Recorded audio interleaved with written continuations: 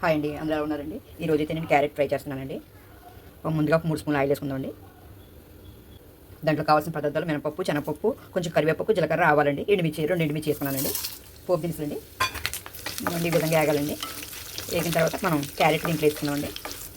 చూసారా, ఇది క్యారెట్ ఇలా తురుముకోవాలండి, తొందరగా అయిపోద్దండి. దీంట్లో ఇలా క్యారెట్ రైస్ కూడా చేసుకొచ్చి తురిమేసుకొని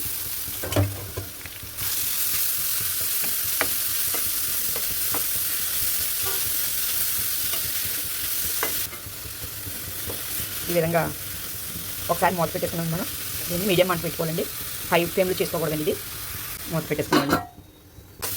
ఇప్పుడు కారం ఉప్పు వేసుకున్నాం. దీంట్లో సరిపోనంత తీసుకొచ్చింది. దీనికి ఎంత పడితే అంత తీసుకోవాలండి. సాల్ట్, కారం కూడా మనం తిన్నదాన్ని బట్టి తీసుకోవాలండి. నేనైతే 1 స్పూన్ వేస్తున్నానండి.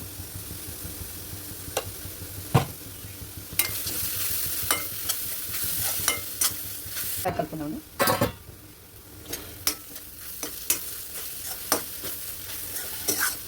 అయిపోయిందండి. వేడి క్యారెట్ వేపుడు రెడీ అండి. దీంట్లో కొంచెం కొత్తిమీర వేసుకొని పొయ్యి ఆపేసుకున్నాండి.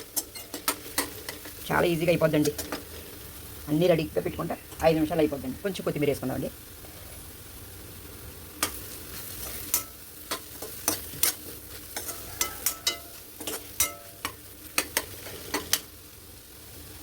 అంతేనండి, వేడి క్యారెట్ వేపుడు రెడీ అండి. నచ్చితే లైక్ చేయండి, షేర్ చేయండి, సబ్స్క్రైబ్ చేసుకోండి. మర్చిపోకండి, నేను చేసిన ప్రతి వీడియో మీకు రావాలంటే కంపల్సరీ సబ్స్క్రైబ్ చేసుకోవాలండి.